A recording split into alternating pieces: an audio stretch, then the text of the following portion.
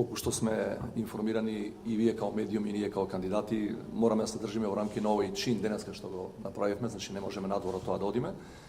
Сосема накусо мислам дека е добро што во Северна Македонија конечно, после години и години, ова стана пракса, која никој повеќе не ја спори,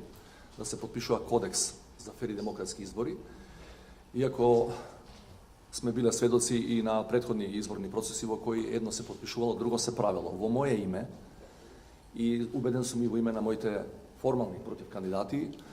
бидејќи ние не сме од вчера во македонската јавност и имаме некои животно и професионално и политичко CV, можам да гарантирам дека ова што денеска го потпишавме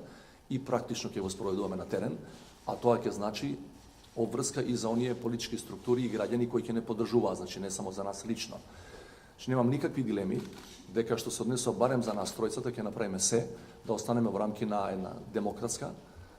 борба, каква што доличи на една држава која е де факто членка на НАТО и очекува здравје Боже наскоро да стане членка и на Европската Унија.